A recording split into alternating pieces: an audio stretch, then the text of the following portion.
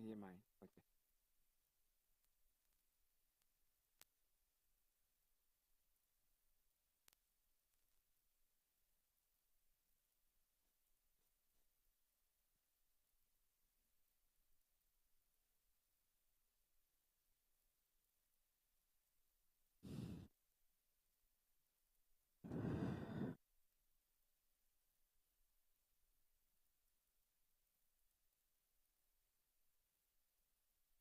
Hi, good afternoon. It's a very fine Friday afternoon to join us for another of GTBank's very insightful and impactful webinars.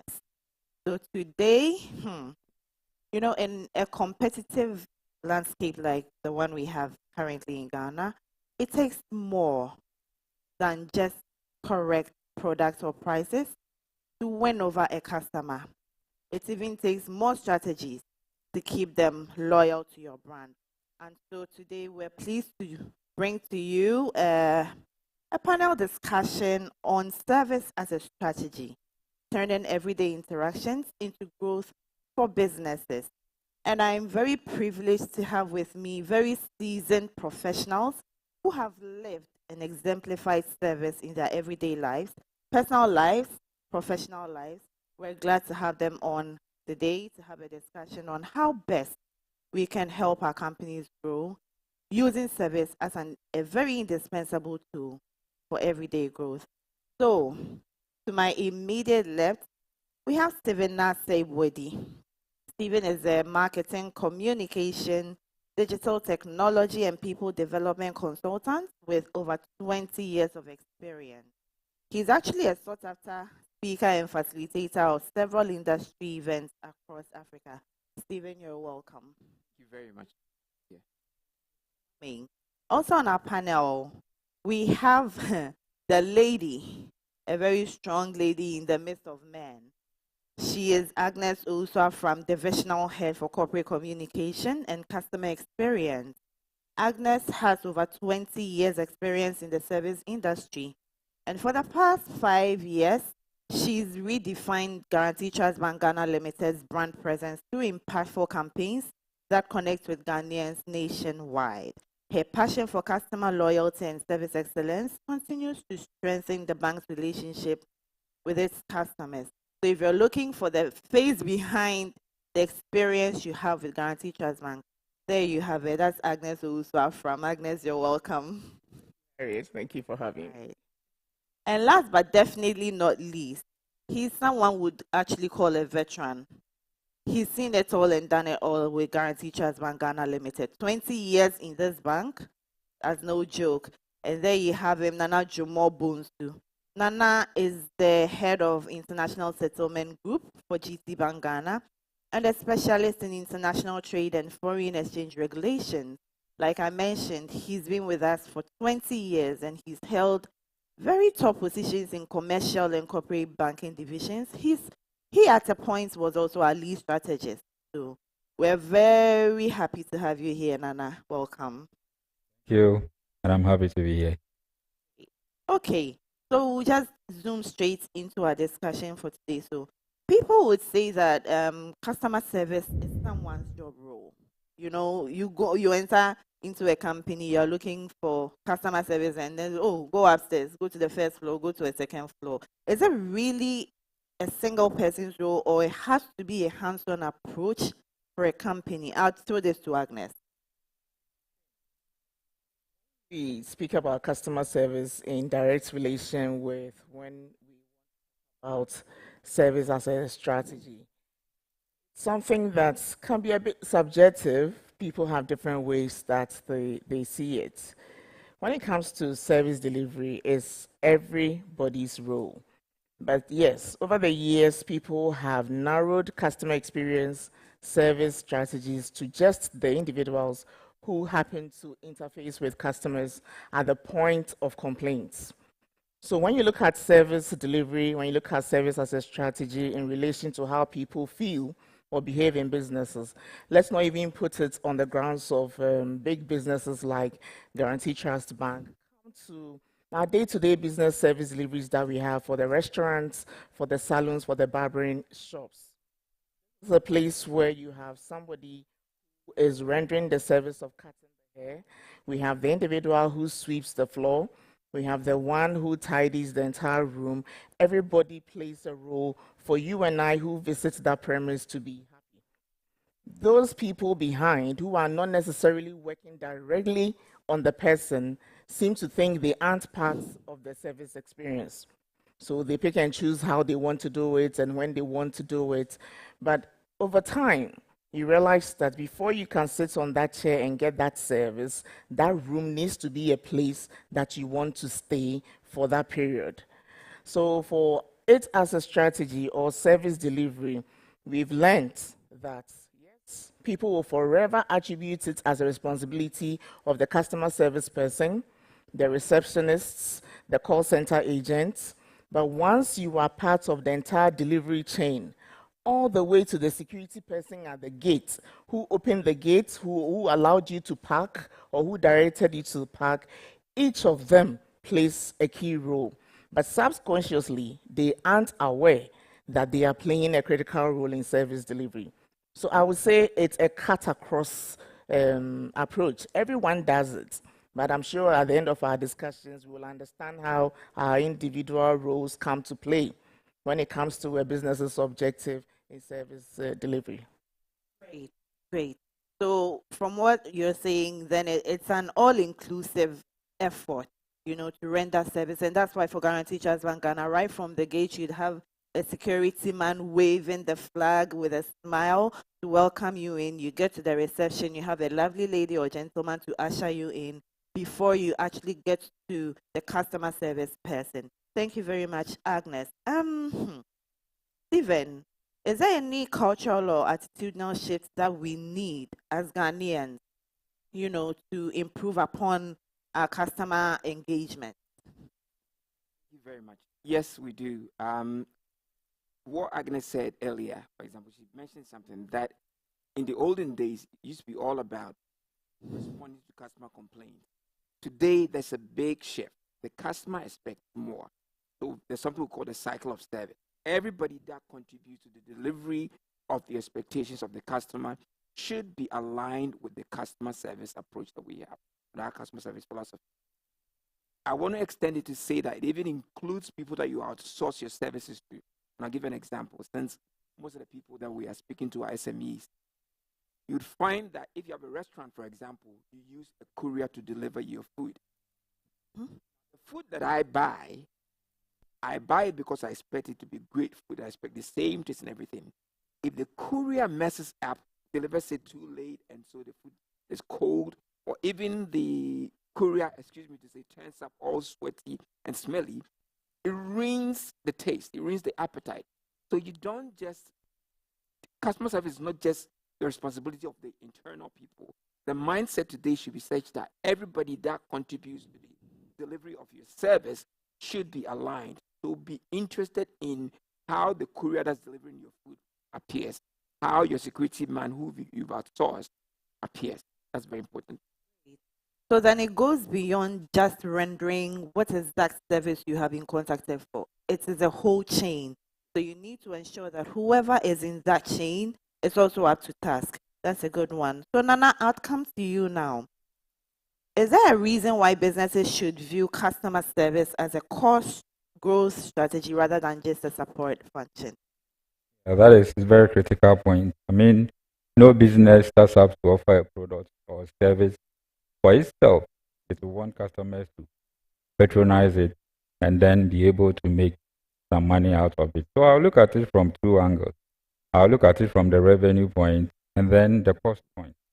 For the revenue point, the whole idea of going into business is having good customer service. When you have good customer service, they cross-sell, they upsell, there are repeat purchases, and that boosts your revenue. Also, your customers become your mouthpiece. Without telling them anything, they share their experiences with families, with friends. They let others know. They become your advertising agents for free. Again, in situations where the products that are offered are similar, your great customer service acts as a point of differentiation. So that differentiates you from the crowd. So sometimes you go to a food joint, selling the same product. You see a long queue at one end, whilst the other end might not have so much of a queue. So once your customer service is good, it differentiates you from others. And again, even in markets where the products are similar, customers are willing to pay more for good services. So you can even raise your price, even giving the same goods because of your good services. And it's been proven severally that if about 17% of customers are willing to pay more for wonderful service. So customer service goes right to your bottom line. Again, it adds to your brand, the resilience of your brand, the goodwill of your brand. You are noted. There are certain companies, when you mention them, customer service just flows. People love them because of how they make them feel. And also, on the cost side, it's also a cost reduction strategy. It's very easy to maintain an old customer than go chasing after a new one. So if you have good customer service, your customer retention is stronger and longer, and it helps you to reduce your cost. So if you are very efficient in the way you do your things, especially on the customer service side, it makes you easy for you to even bring down your operational costs. Because there are minimal complaints, there are minimal contacts, so you don't spend so much time firefighting. You're able to direct the resources into the business. So on the revenue side, it boosts revenue.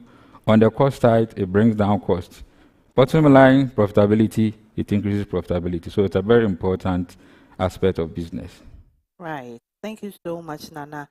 So you win one customer, offer them exceptional service, and they'll do the job for you. Sorry. That's a good strategy right there. Okay, so I'll come to you, Stephen. How can businesses identify and correct small everyday behaviors that might be hurting customer relationships without realizing it?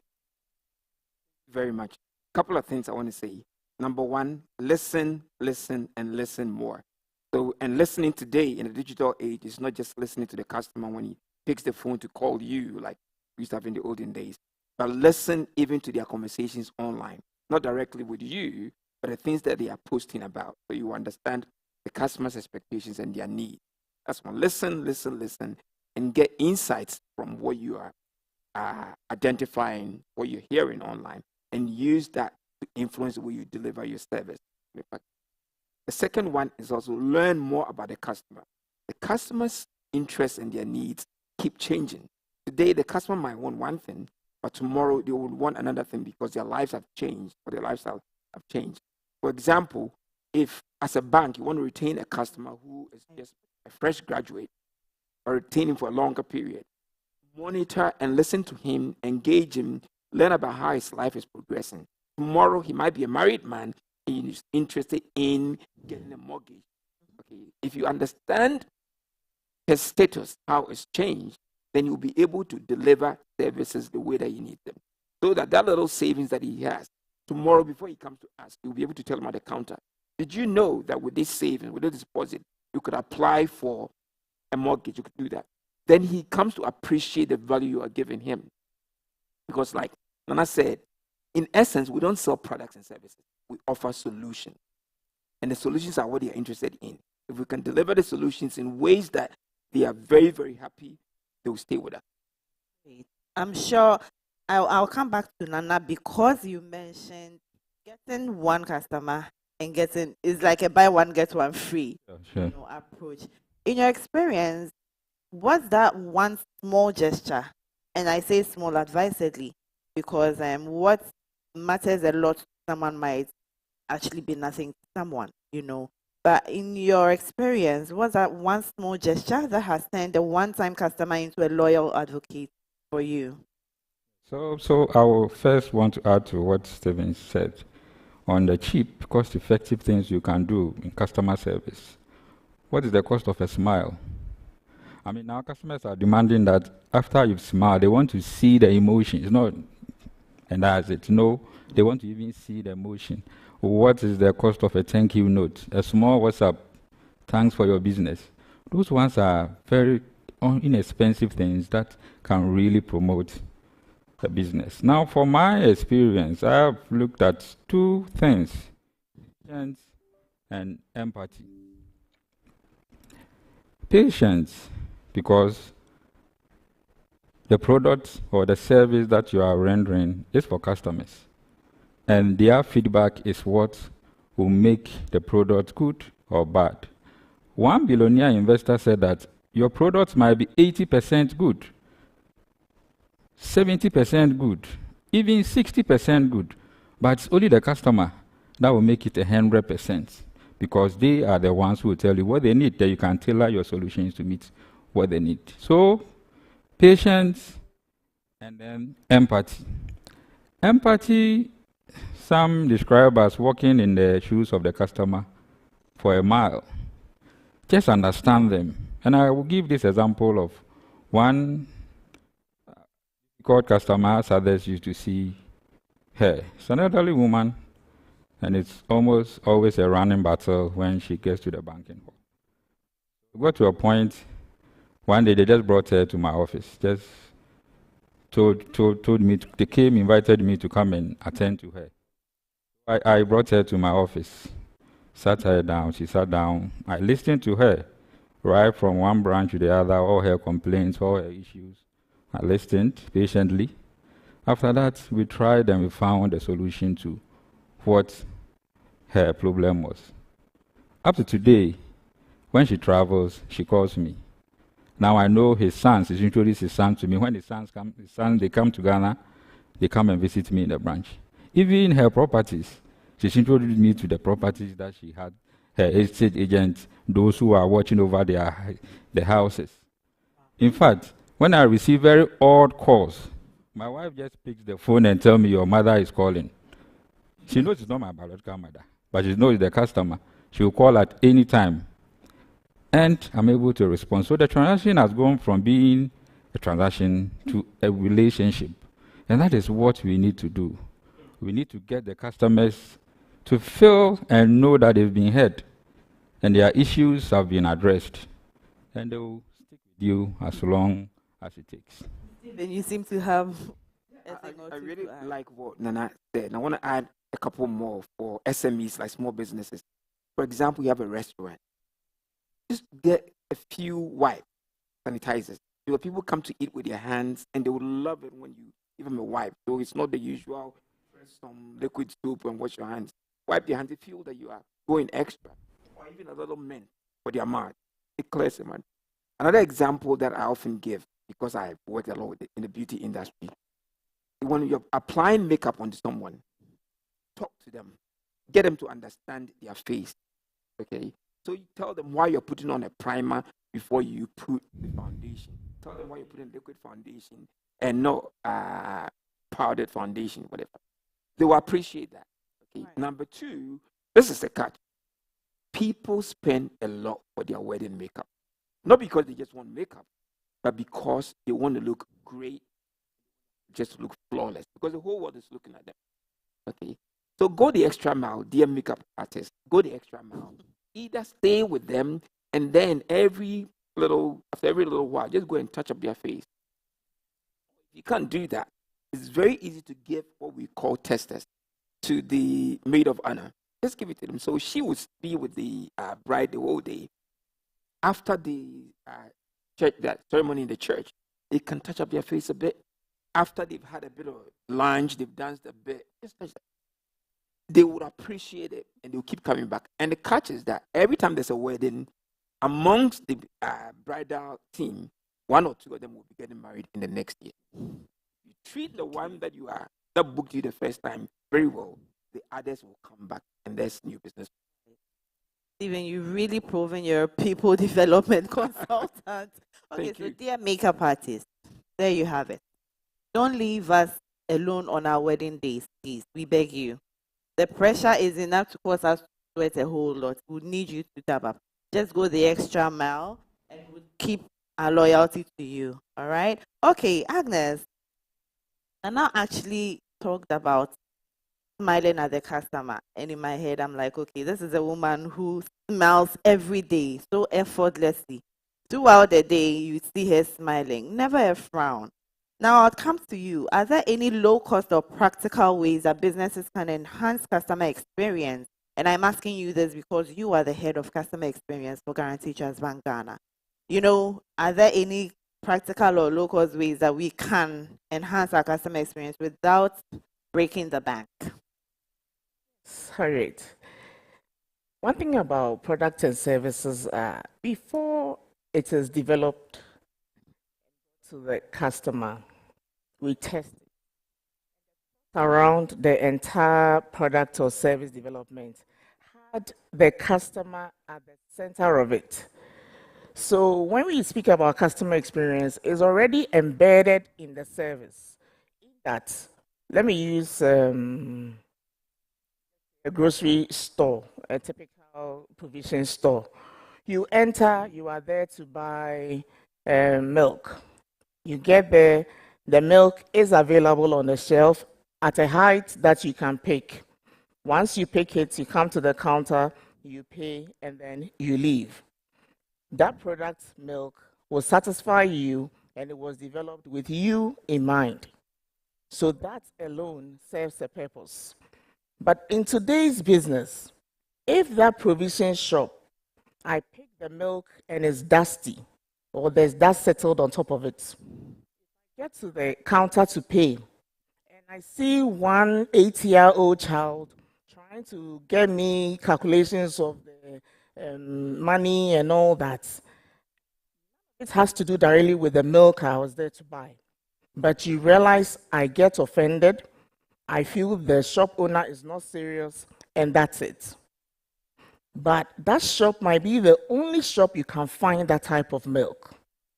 So when it comes to these low-cost strategies, note that by developing that product or service, there's an element of customer experience already there.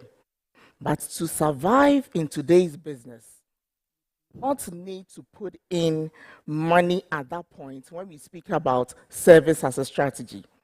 It is the point where you bring the human parts of the people working, of your decision to the business, and that does the work.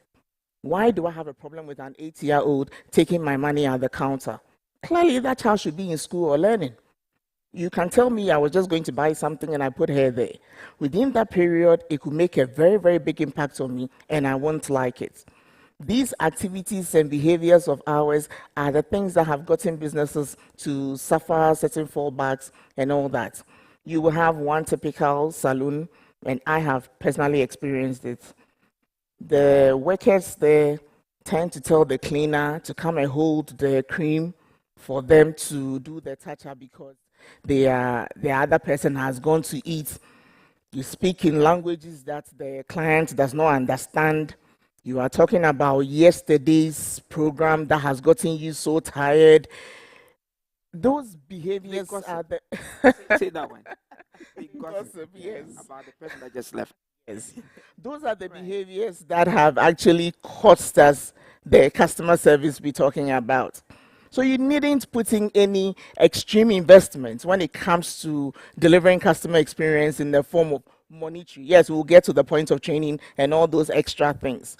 But the basics that we seek for are the human part of it. When I now will talk about empathy and elements like that, you can put money on those behaviors, and that is what we are suffering today. And we will tell you that to make service as a strategy, sit back, put the right people in charge of your services or your products, render the services in a way, by the way you thought through the process at the point of development. When you were developing that product, when you were building that saloon, when you were building that barbering shop, you knew the type of people you wanted to work there. What has changed? It is by changing that plan. That is what has caused us that. So you got a good barber, suddenly the barber left, you went across the street and got one guy who is there, and then you replaced him. At that point, you've taken away that which caused you to give that product. So anytime you change the element around the product you developed or the service you develop, that is the beginning of the fall of your service delivery. Come to your salon because I know I will see an educated, matured woman who can read the inscription on the chemical before she colors my hair. That is why I come there. And every day I get that burgundy color. Last week I was there. There's a new person who didn't even bother reading, applied the chemical, and the hair turned red. When will it go back to burgundy?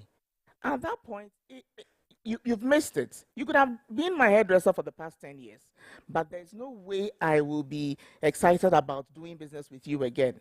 So the loss of service delivery within these small businesses and large businesses also, it is when the service package, the product developed, the elements to hold it are lost, but they were part of the reason the product went live or the product was approved to be executed.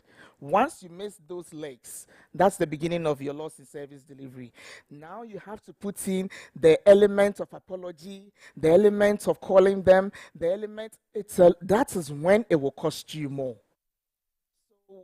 I will not speak about us putting in extreme investments when it comes to money or budget, but I'm looking at it from the point where keep the things that cause that product and service at the beginning to pass.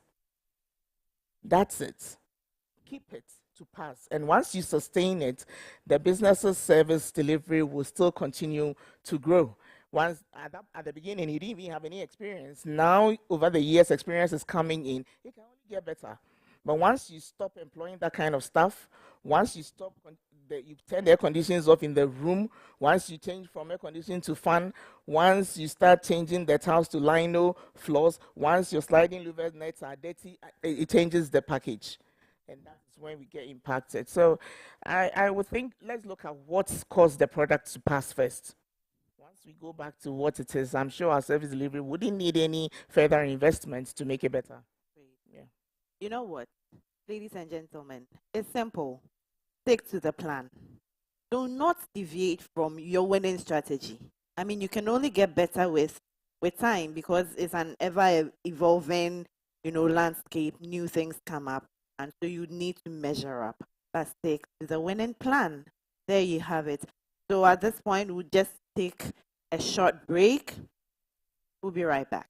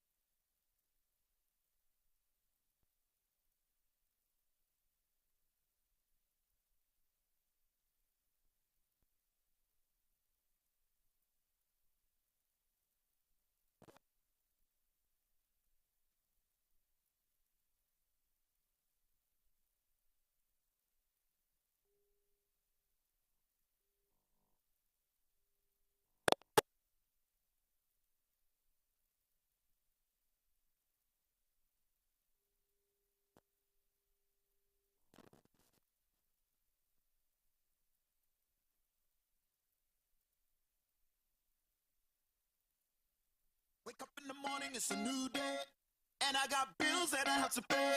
I don't need to worry, there's an easy way, easy as. You could have be a palm wine server, a teacher, a rapper, a schoolboy or a school girl or a trader. A bank can be a chairman or a baker. 737. So whatever you do, wherever you are, there is an easy way for everyone. And it all begins with 737. Simple banking for every Ghanaian. Simply dial *737# from any mobile phone to start. Guarantee Trust Bank. Proudly African, truly international. Wake up in the morning.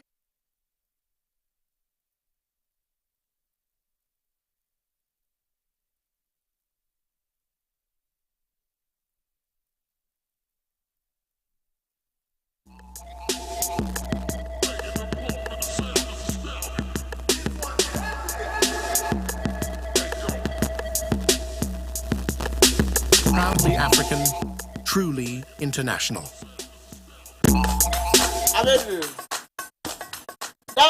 Debbie, containers 10. Baku 10. 1, 2, 3, 10. Would I make that port? Musa Sapianto. Madam. I was on a couple. Wait a minute, son. I went to Jack a crab with your wife. Wouldn't problem. Sapianto, why are you ready? And I'm text them out. Annie, Pacha text mommy. Mo, and you already Jack a see dear mammy. A jamu gangan one. A jamu bossukina. In a preview. I paint to draw back. Tomatoes alone come and sa. Jane alone come and sa. And I'm Pefiaco come and sa. Piaco compare Bemano. Why? Hey, madam. It mean Crystal. Anyhow, the money man of budget. You get him? Yes, madam. Mo, Yantuaso. Prekese alone come and sa. Hey, madam. Pacha text mommy. See, may my preview. Simple banking for every Ghanaian. Transfer money and more by just dialing *737# today. Wait, 10 containers. I'm by 5. What's it? How about 2 more?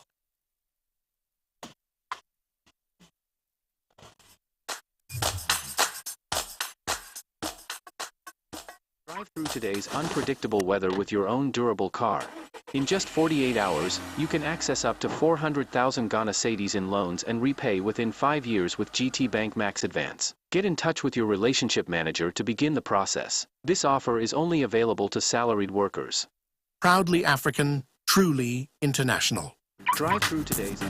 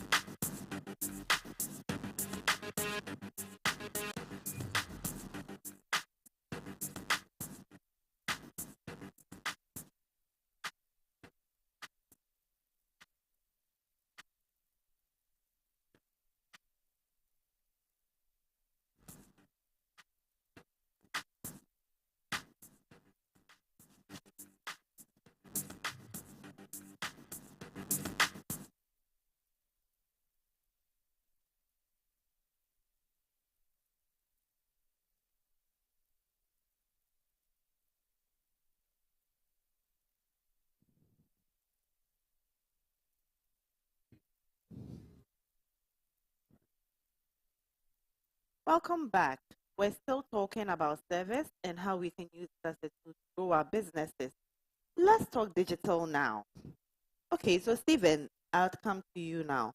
With digital tools and social media platforms, and there are quite a whole lot nowadays, what opportunities exist for businesses to deliver personalized service at scale? Thank you very much.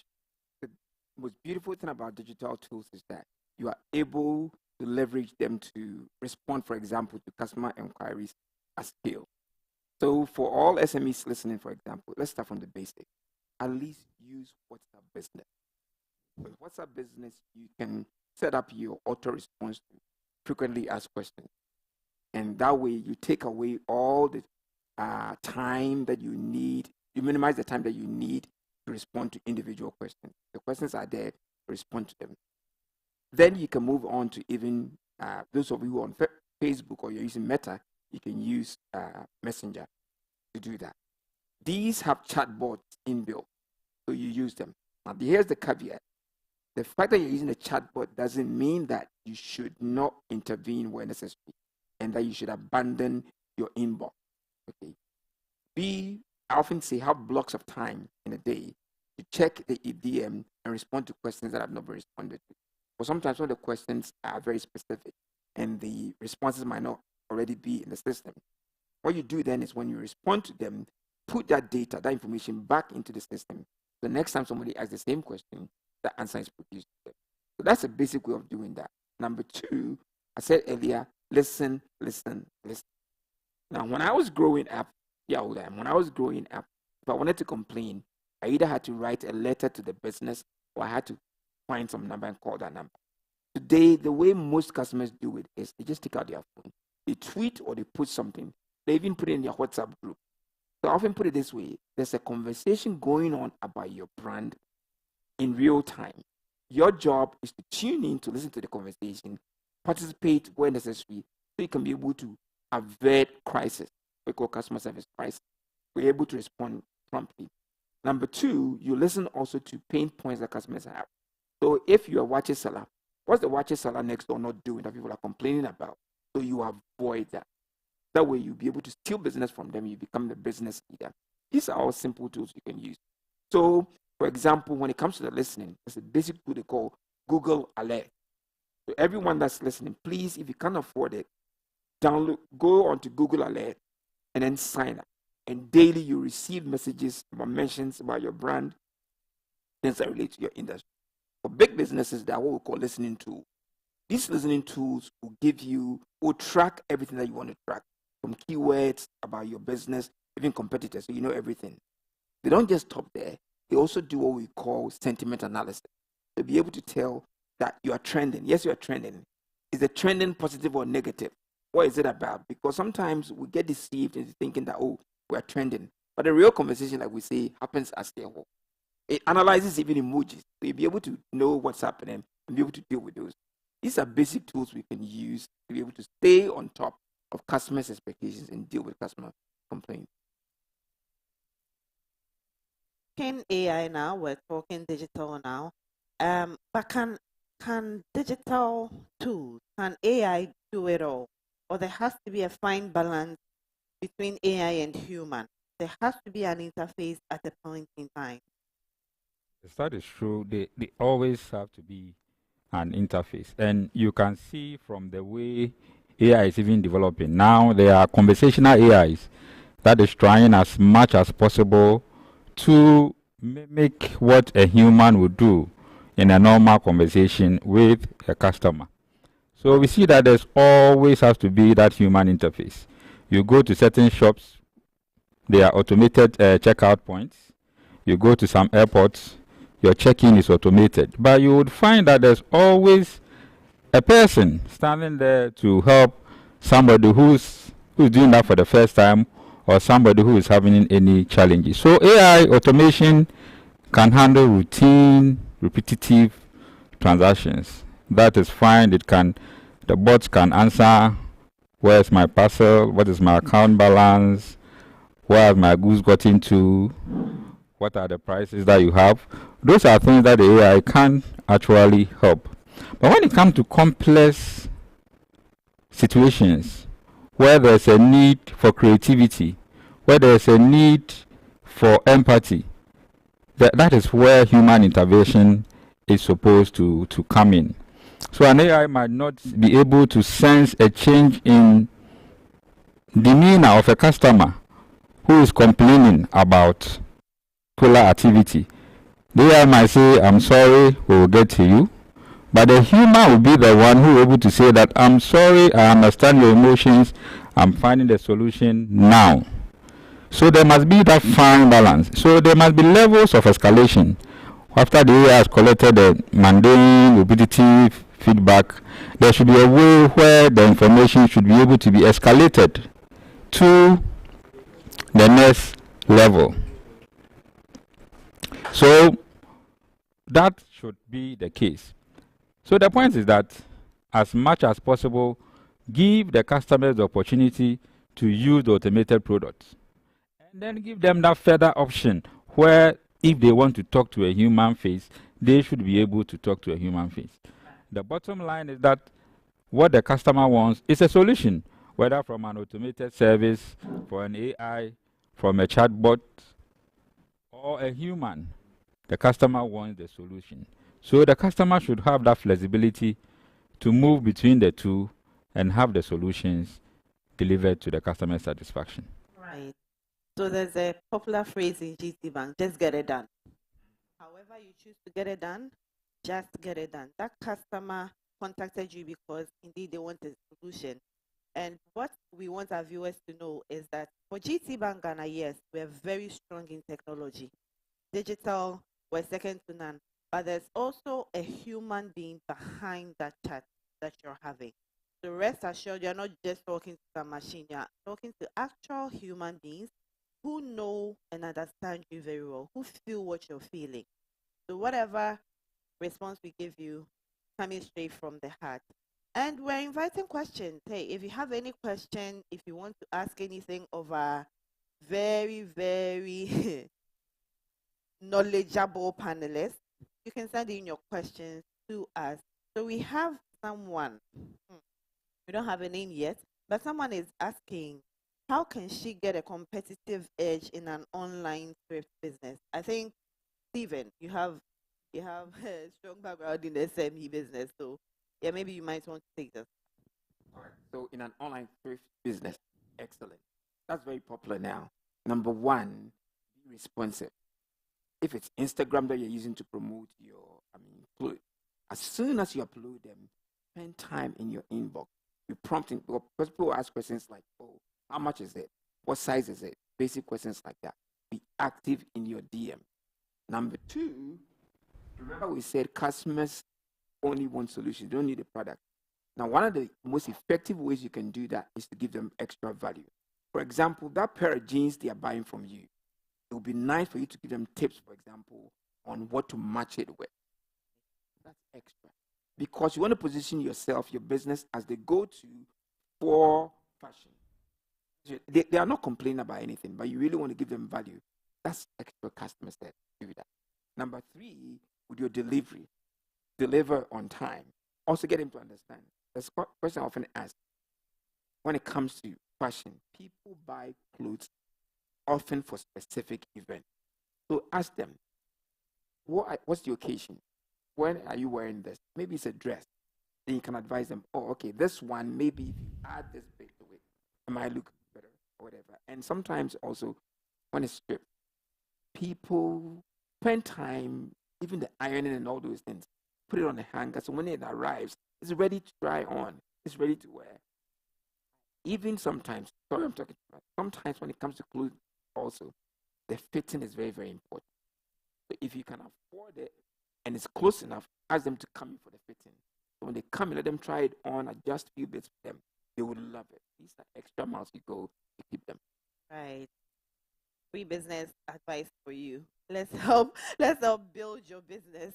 Okay. So Agnes, after implementing all these digital tools, how do you measure long-term impact of good service delivery, online, offline, across all your touch points? How do you measure the long-term impact of excellent customer service beyond immediate sales? A measure. It means there is an interest what the outcome is or looks like. How do you measure? Well, there are probably 1,001 ways you can measure. When I say measurements can be by way of value or by way of numbers or by way of magnitude. It can be on a number of things. The efforts, like Nana had mentioned earlier, and the cost with which you can convert a potential person to a customer.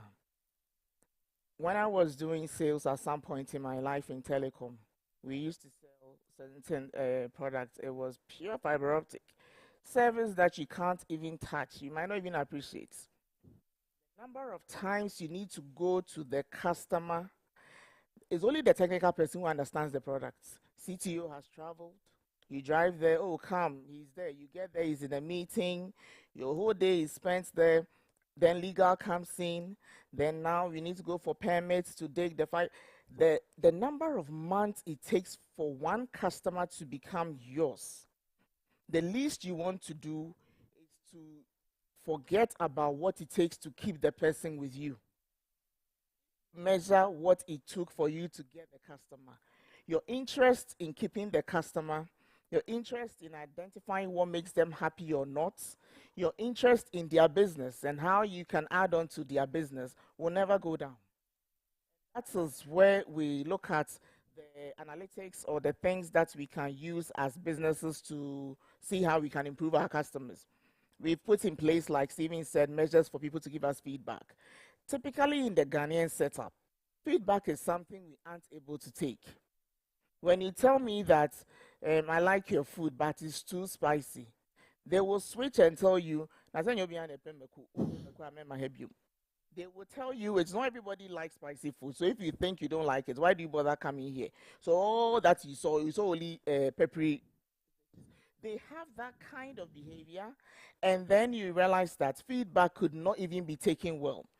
Some of them will take the feedback, and just before you get out of the restaurant or out of the premise, one lady sits in there says, what did she say? Clearly, it was not taken well. And this is where you realize that it is not you that didn't conduct a survey to get a certain feedback, but they were right in front of you. You chose to ignore it. You rather want to spend money going for a certain monkey link or a certain kind of structure. Oh, do a survey. Let me know how my customers are doing. On a day-to-day basis, you are fortunate to get how the customers feel. The food, like Stephen was using, is just 3 spoons of rice. The person is done eating and he's left 2 spoons of rice in the bowl. Clearly, there must be something that you need to focus on. If you are focusing on the little things that you perceive, you might not even have to go into the system of finding surveys and all that. One thing that people have done well recently has been the mystery shopping. Say mystery shopping, somebody comes to pretend be using your service, pretend to be an irate customer, pretends to come with a customer with some overbearing demands just to test and see how you are in readiness for your business. You can employ mystery shopping here and there. And that is one approach that a lot of people have done. And even that, when the results come, people live in denial. Oh, okay, we don't remember when he came. When we came, they say all kinds of things to allay the fact that even the mystery shopper is not true. So it will not be accepted. But as a business owner, as a sole proprietor, as a small business, medium business, micro, tabletop, one way you can measure is when you realize that your customer is not consuming your service or your product as they used to fully. You used to buy Tom Brown from me. I'm assured that at the end of every week you come for another bottle. In the past 3 weeks, she hasn't been here. Consumption has reduced. You used to buy tomatoes from me. And I know every Friday, my madam will come. In the past 1 month, madam hasn't been here. The sad thing is, for our kind of parts of the world, they won't even tell you why. But the last tomatoes that they bought, probably it was rotting or it was smaller than usual. They won't tell you. So I'm sure the few things and the snipers, you yourself will realize that once you compromise on the bread, and it goes back to what I was saying, once you compromise on the onset or what you started with, you start missing it. You realize the customer or the person is no longer consuming the quantity, the frequency. That is one major way to measure that you are losing your customer or you have even lost your customer. I won't put any science behind it. This is just the practical way. I think you should look at how you measure your long-term customers, your churn customers, and customers who are likely to have been very dissatisfied with about your service. And so it always comes back to this: listen to your customers, know them, and know the things that make them tick. You don't change a winning strategy. Know why that customer is not coming back. And if you're looking for a bank that listens and takes your feedback into practicality, that is Guaranteed Trust Bank for you. We'll go on a quick commercial break. We'll be right back.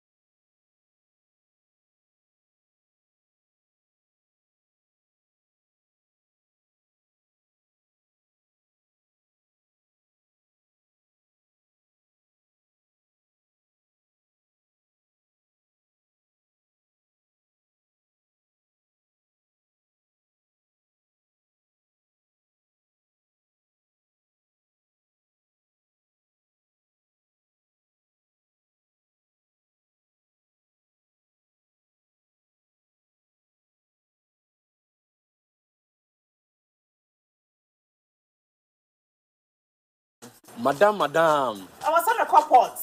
It's where the mention now when the jack a crab rem will feel why. Wouldn't problem. Sapianto, why you ready? And I'm texting out. Annie, you patch text mommy. Mo, any obedi jack a see a mammy. A jamu gangantuan. A jamu bossukina. See, I'm my preview. I paint to draw back. Tomatoes alone come and sa. Jane alone come and sa. And I'm Pefiaco come and sa. If you have compare Bemano. Why? Hey, madam. It mean Cresco. Anyhow, steam on a man of budget. You got him? Yes, madam. Mo, Yantuaso. Prekese alone come and sa.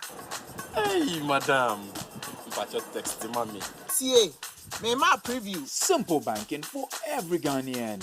Transfer money and more by just dialing *737# today. Full way. 10 containers. I buy 5.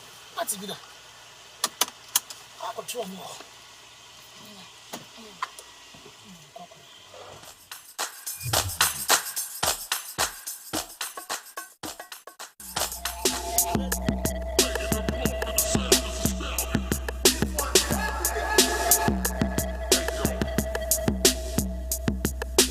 Proudly African, truly international.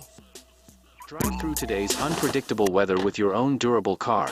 In just 48 hours, you can access up to 400,000 Ghana cedis in loans and repay within 5 years with GTBank Max Advance. Get in touch with your relationship manager to begin the process. This offer is only available to salaried workers. Proudly African, truly.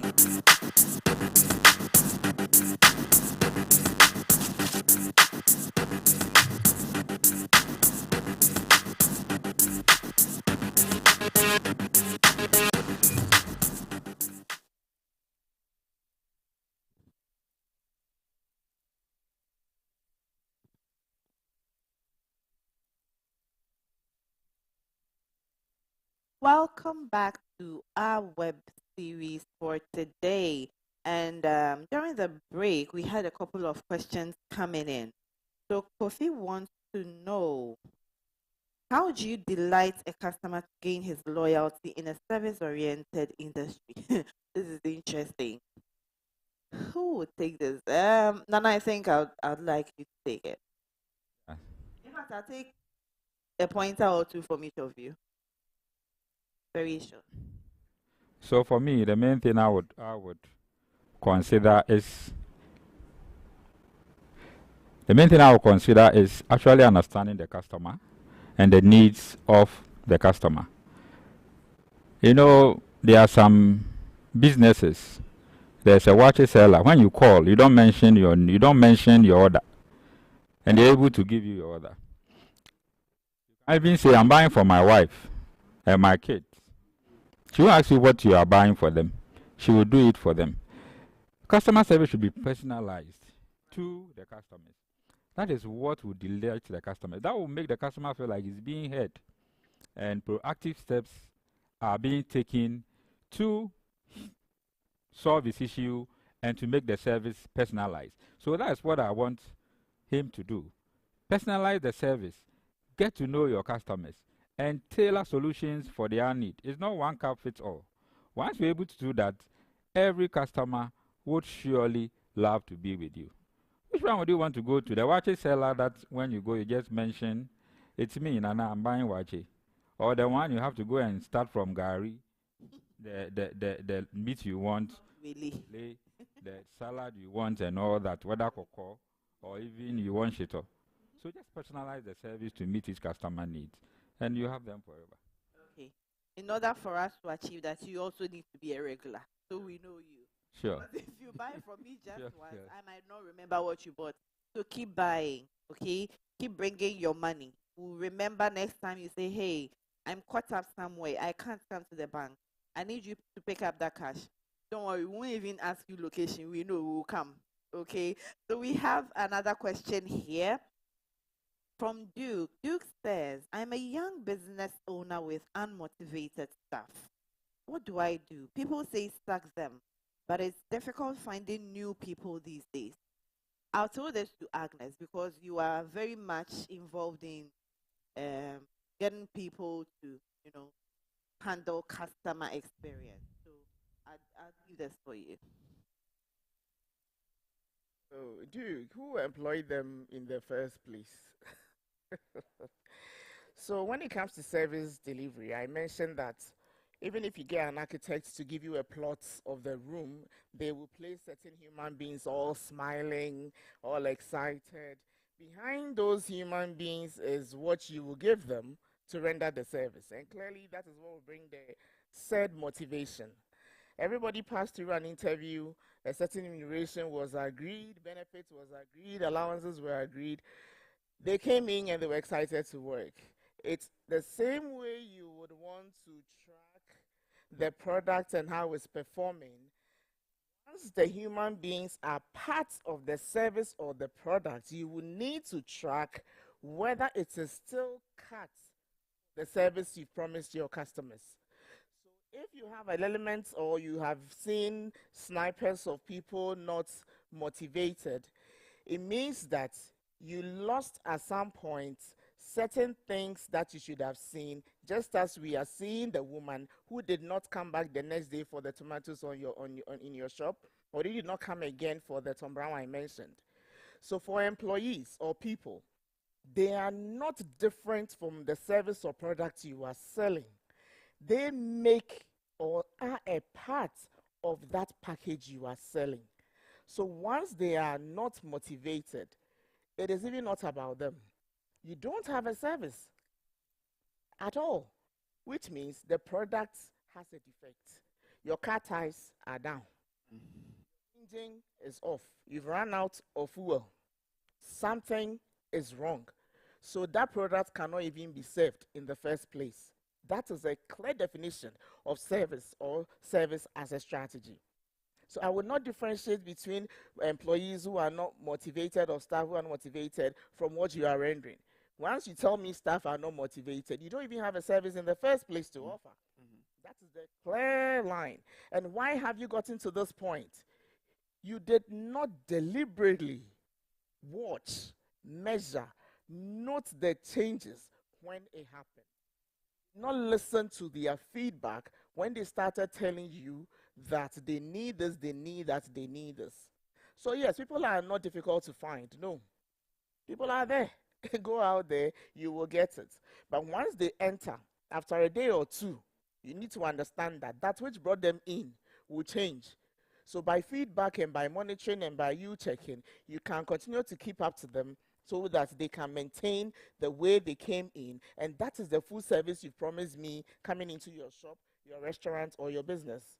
So Duke, I will tell you that, yes, you have missed the opportunity to have stopped this from happening. But once it has happened, make time and sit and listen to them. Whatever you can fulfill immediately, do it. What you cannot, put in place a plan to do it in future. If it's about introducing allowances for transport, can you do 30% to support them now? Do it.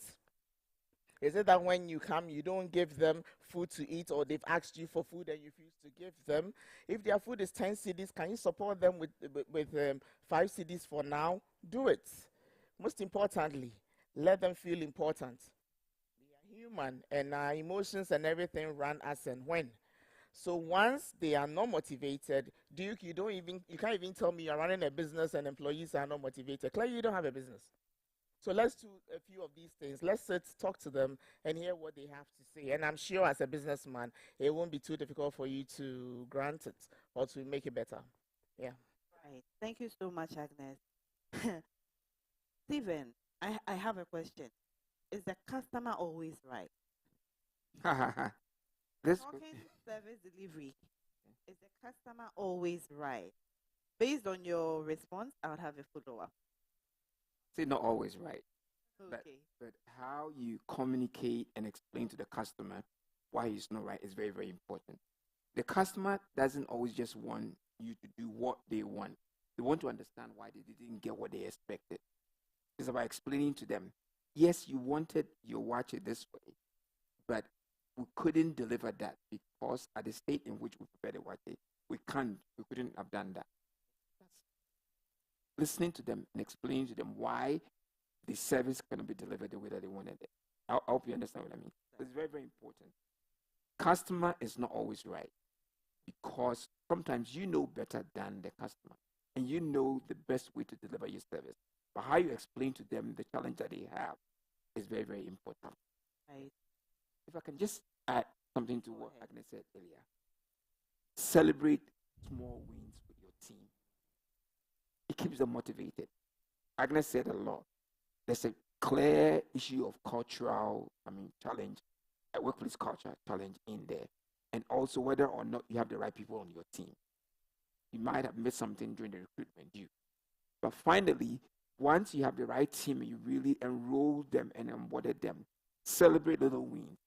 When a customer keeps coming back, and at the end of the week, you feel that the customer has brought so much business, find a reason. Just share pizza in the office on Friday evening. Okay. Things like that will motivate them. Okay. I hope our bosses are listening. Steven says, share pizza on Friday. Happy Friday. Okay. Bosses, hello. Are you there? They are listening. Okay. Friday pizza. Maybe you can throw in some kinky and tilapia. No. Okay. Thank you very much, Steven. So, do we take one more question? Someone wants to know, how would you handle a customer who is upset about a known problem with your service? So apparently this is a recurring problem that never gets resolved. How do you handle such a customer? Nana? Well, the question itself is a problem. Okay. A known problem. Why is it not solved? So the question shouldn't be how you address the customer. I would take the question to see why that recurring problem that you yourself know that is recurring, why has it not been solved? Right. Is the issue. Once that is solved, the customer complaint will vanish. So this is how I would turn the question. You have to do introspection, look at the solutions that you need to have to solve that problem. And if you are saying it's a recurring problem, it means this might not be the first customer. This might not be the second. This might not even be the 10th. So the solution is not the problem is not the customer. This problem is you and the product that you already know is defective. So whichever way you have to solve it, you have to solve it. If it's something that you can't do anything about and you want to maybe stop rendering that service, you do it. You do away with it. But once you want to continue rendering that service that you know has an issue, I wouldn't look at it, even at the customer. I'll look at myself, solve the issue, and no customer complaint. That's fantastic. And if you're looking for a bank that goes above and beyond to ensure that your issues are resolved and don't happen again, look no further than Guarantee Trust Bank Ghana Limited. Okay, so we'll take one more question and then we can go on. Okay. Wow. My name is Kendrick. How can SMEs practically integrate service into their overall business strategy and not just as a department? Stephen. Thank you very much. Kendrick, make it everybody's responsibility, like we said earlier. And I want to add this time that for a lot of SMEs, I know we're small businesses, but if you can make that part of everybody's target. So when you are praising people, you are scoring them on their alignment with your customer service promise. Okay? Because the customer doesn't know individuals, they know the business. And they're dealing with it, like I said, there's something we call cycle of service. At every touch point, they're experiencing your business. So they don't know individuals, even including outsourced staff. So make that a requirement that everybody should be aligned and have a clear promise, customer service promise to your customers. If you do that, and you, again, reward people also who excel in that. Don't just celebrate wins, but also reward people who excel in that. You create a culture of excellence. Okay. Talking of knowing and understanding customers, Agnes, how can you, divisional head for corporate communication and customer experience, and every other business leader, how can you encourage your employees to occasionally, not every day, because we know you also have your targets and everything, but how can you occasionally encourage your employees to walk in the customer's shoes to better understand their pain points?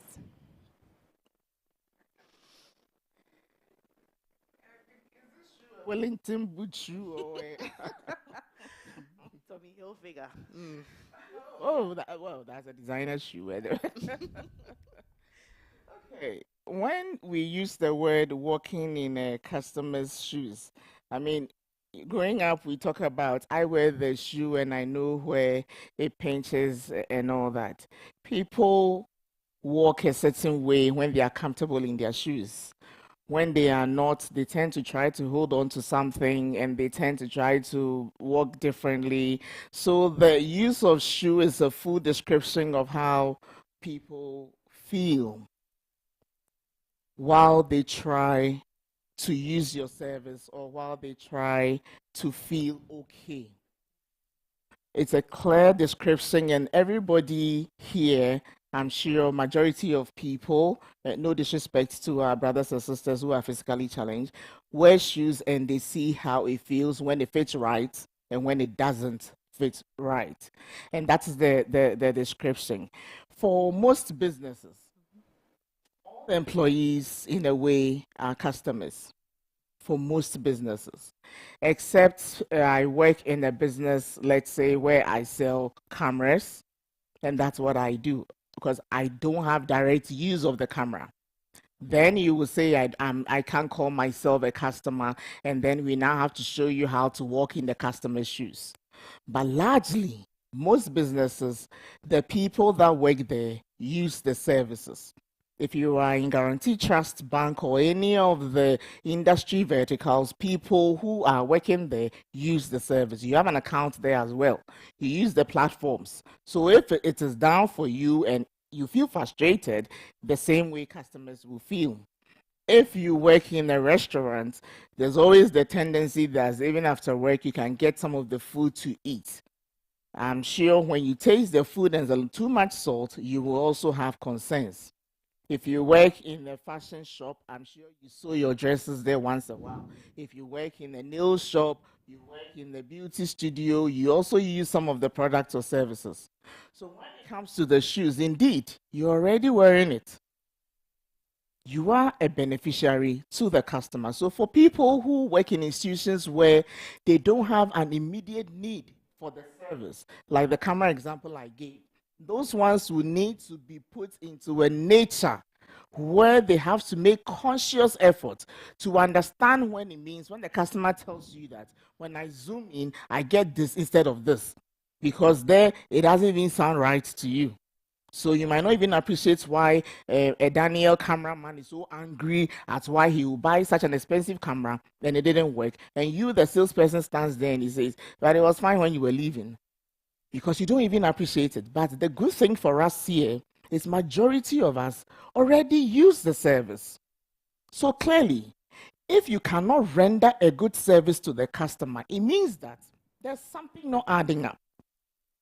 If you got frustrated because you made a transfer and it didn't go through, how then will the customer come to you and you think she's just raging and ranting and making the noise for nothing?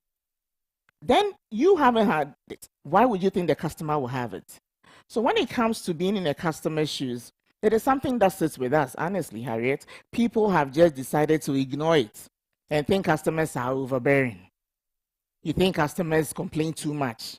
But for us sitting here, you have no idea when you even entered your church or your religious place, and the chair is not cleaned. This is a church, a house of God. People don't even understand why chairs are not clean. That is how much demand we make of customer service in certain places that you think we shouldn't even be making demands of. When it comes to the shoes, I see that largely we're already wearing it. It's about us acknowledging that which affects us is what the customer is complaining about. I'd rather say that for those of us who run businesses where their staff do not have direct need for the products that is sold or the service that is rendered, then I would say strategies and measures should be put in place to get them to appreciate why they are frustrated about that service not working or about that solution not working. That's the little I will add to that. Great, thank you so much.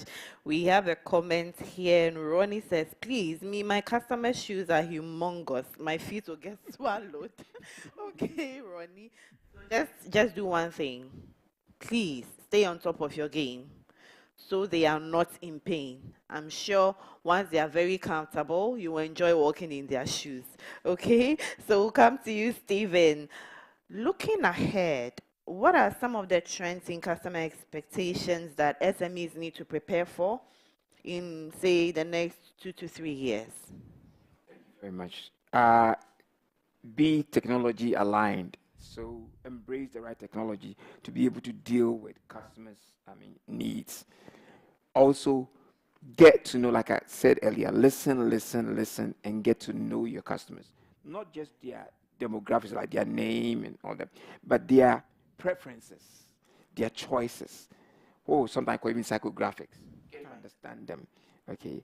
So that, for example, like Nana said earlier, they don't have to repeat their preferences every time they come to the shop or every time they call you. That's number 2. Number 3 is, once you get to know them, take insights from that so that you can even develop products that you would need in the future. Then they say, wow, this business really understands me. They're even thinking ahead of me. Okay. For example, as a bank, it's the reason why our apps always stay ahead of even the customer's needs, because we know the challenges that the customer has. And we're using that to even reduce queues at the banking hall. If we do these things, technology, listen and gain insights, and also plan ahead, anticipate what the customer will need in the future, will be very fine. Right. Thank you so much. Anticipate, think ahead. You should be able to know what is coming and plan adequately for it. Okay, so Nana, I'll come to you. What's one simple change every business, no matter how small it is, what's that simple change they can make today to improve customer service? I think I'll take a point from each of you.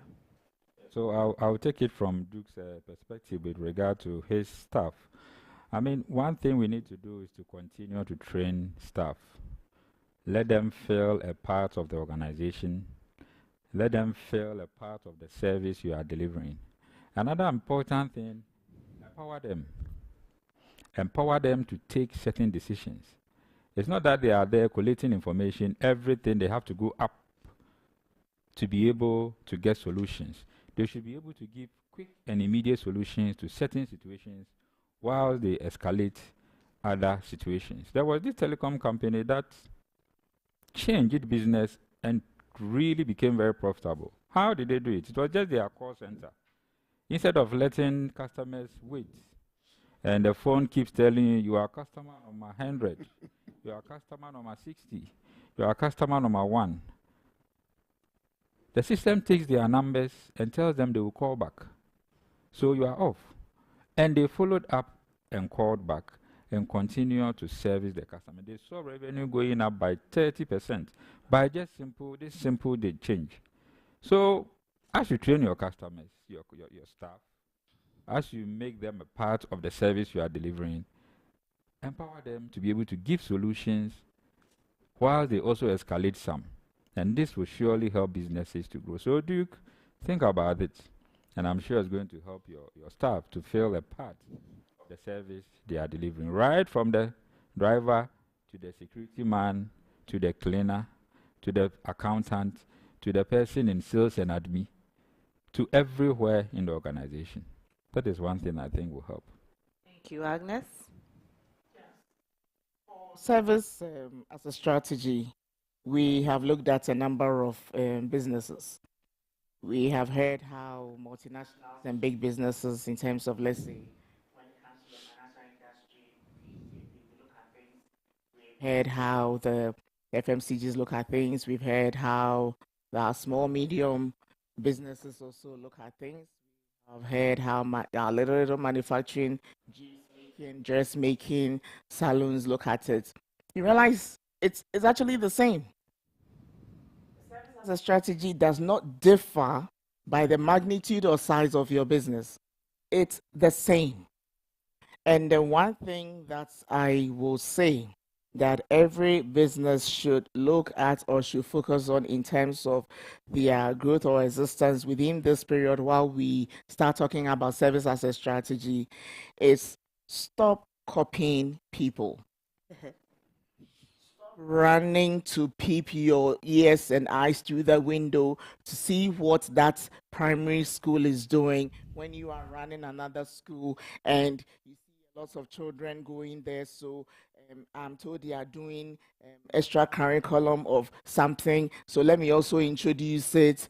Then you go and do it, and your Adwa dance is turning this way. And you start your delivery or your product, there was something that was unique about you. You knew the market you were going in for. As much as we are gathering insights to improve the businesses, we cannot be copying because someone else has picked it. It's one major mistake that businesses have done and they haven't tried. And I will say that even the employees will tell you, Madam, the reason you are not seeing this is because these people, this is what they do. If we start selling this, they will buy you. Even employees will give you pressure of how you should start copying what others are doing. Gather it as insight. Then you sit with experts, you sit with friends, colleagues, well-wishers, put together one or two thoughts, go around and survey. Then you can see the ones that you can use to modify or change your current business. So one key thing that I've seen businesses fail that I would advise that no matter the size of your business, how profitable you are today, or how bad you are doing today, the last thing you want to do is to go copying what you think has made people successful. Because over the years, that which has made me successful, I might not get the chance to disclose what I did to get to where I have gotten to. And once that disclosure is not coming, there's no way you can achieve it. If you see that new gate that has been put there, I might not tell you how I got it or what I used in making it, but you get somebody who will tell you, oh, she used aluminium. I'm sure she did this. You use it, the next rainfall is rusted. So it is very passionate for me that it does not repeat the mistake of trying to copy people. Take it as insights, work with the people that matter, and see what applies to you. That's one that I would say. Wow. Yeah. Don't copy blindly. It is said, and let me say this in tree. It does not mean when they step here, where you see their footprints, put your feet there. You will slip and fall. Don't copy. And in an industry where Guarantee Trust Bank is known as a bank of first, there are lots of things we are bringing out on a daily. You cannot keep up. Don't copy us blindly. We can guide you, but don't copy us blindly. Okay, Stephen. Two things. Make use of technology and the data you're getting from the technology. It could be as simple as even understanding the times when people are on your Instagram wall. So you're using your analytics so you are active during that time, because that time they're asking questions. And number two, something that Anna said, I want to reiterate it. Empower your staff. There would be limits, but also let them know where there are limits. You are available, and make yourself available to respond to those queries that they cannot deal with, and you'll be fine. Right, right. We deal with a lot of people who demand a lot of things on the daily.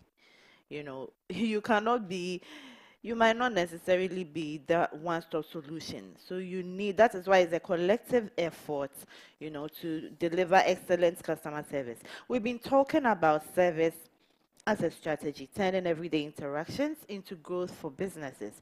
And we've been privileged to sit and speak with Stephen Nasebwedi, a marketing, communication, digital technology, and people development consultant.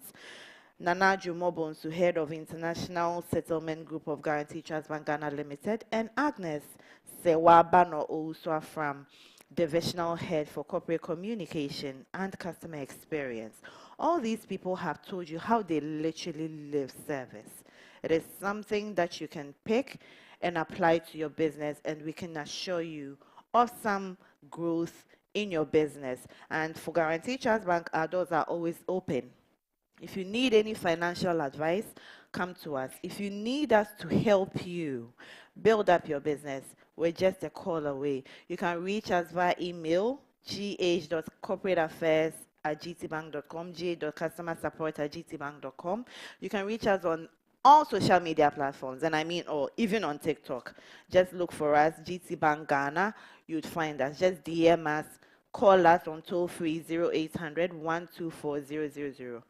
We are always willing to help. Thank you so much, lady, very resplendent lady, and gentlemen, fine gentlemen, who have given us insights on how to build our business. Until we come your way with another web series, it's bye from all of us at Guarantee Trust Bank. Thank you for joining us. My name is Harriet, Communication and Engagements Lead, Guarantee Trust Bank Ghana Limited. Thank you. Bye-bye.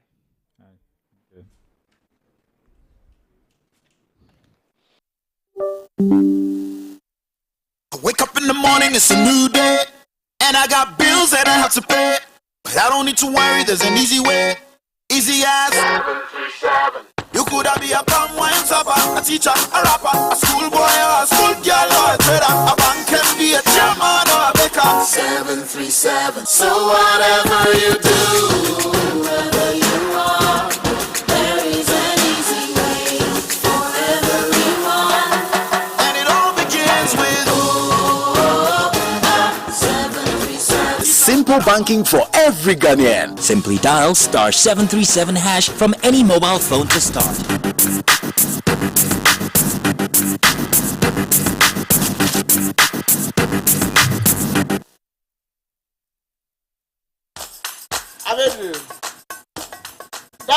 Debbie, containers 10. Baku 10. 1, 2, 3, 10. What am I about to? Musa Sapianto. Madam. I was on a copot. It's where the man shall know where the jack a brand will feel why. Wouldn't problem. Sapianto, why you ready? And I'm text him out. Annie, Pacha text mommy. Mo, any already jack a CBA mammy. A jamu gangan one. A jamu bossukina. See, I'm my preview. I paint to draw back. Tomatoes so long come and sa. Jane long come and sa. And I'm Pefiaco come and sa. If you compare Bemano. Why? Hey, madam. It mean Crystal. Anyhow, steam on a man of budget. You get him? Yes, madam. Mo, Yantuasu. Prekese will long come and sa. Hey, madam. Pacha text mommy. See, may my preview. Simple banking for every Ghanaian. Transfer money and more by just dialing *737# today. 10 containers. I buy 5. What's it? I got 2 more.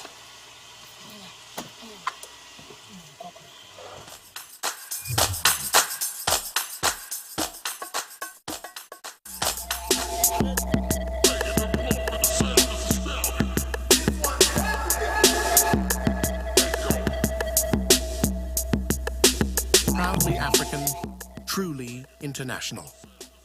Drive through today's unpredictable weather with your own durable car. In just 48 hours, you can access up to 400,000 Ghana cedis in loans and repay within 5 years with GTBank Max Advance. Get in touch with your relationship manager to begin the process. This offer is only available to salaried workers.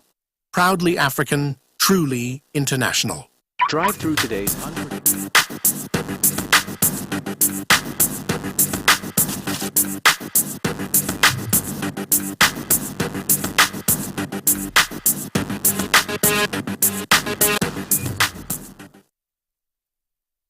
I wake up in the morning, it's a new day, and I got bills that I have to pay. But I don't need to worry, there's an easy way. Easy as 737. You could have be a palm wine topper, a teacher, a rapper, a schoolboy or a school girl or a trader. A bank can be a chairman or a baker. 737. So whatever you do, wherever you are, there is an easy way for everyone. And it all begins with 737. Simple banking for every Ghanaian. Simply dial *737# from any mobile phone to start. Guarantee Trust Bank. Proudly African, truly international. I wake up in the morning. Debbie, containers 10. Baku 10. 1, 2, 3, 10. What am I about to? Musa Sapianto. Madam. I was on a copot. It's where the man shall know where the jack a brand will feel why. Wouldn't problem. Sapianto, why you ready? And I'm texting out. Annie, if I text mommy. Mo, any obedi jack a see dear mammy. A jamu gangantuan. A jamu bossukina. See, I'm a preview. I paint to draw back. Tomatoes alone come and sa. Jane alone come and sa. And I'm Pefiaco come and sa. If you compare Bermano. Why? Hey, madam. It mean Crasco. Anyhow, steam on a man of budget. You get him? Yes, madam. Mo, Yantuaso. Prekese alone come and sa. Hey, madam. If I text mommy. See, may my preview. Simple banking for every Ghanaian. Transfer money and more by just dialing *737# today. Full weight. 10 containers. I'm by 5. What's it? I'll 2 more.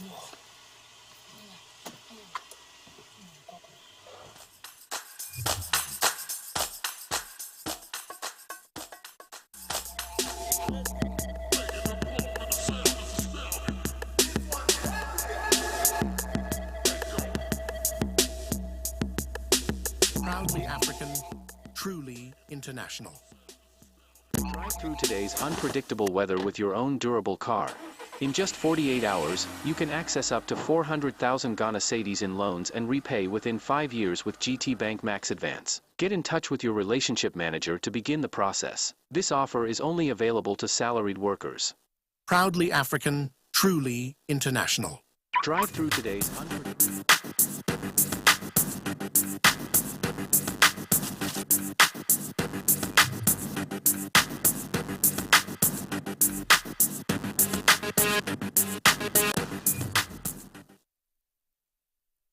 Wake up in the morning, it's a new day, and I got bills that I have to pay. But I don't need to worry, there's an easy way. Easy as 737.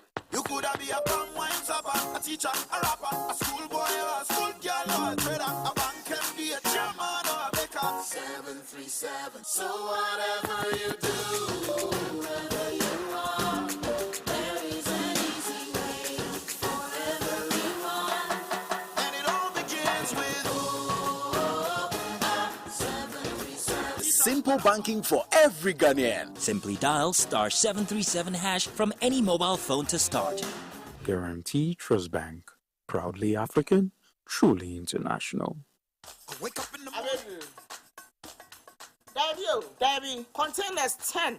Baku 10. 1, 2, 3, 10. What am I port ho? Musa Sapianto. Madam. I was on a copot. It's where the man saw now when the Gaka crab ran with your wife. Wouldn't problem. Sapianto, why you ready? And I'm texting out. Annie, if I text mommy. Mo, any obedi Gaka see dear mammy. A jamu gangantuan. A jamu bossukina. See, I'm a preview. I paint to draw back. Tomatoes alone come and sa. Jane alone come and sa. And I'm Pefiaco come and sa.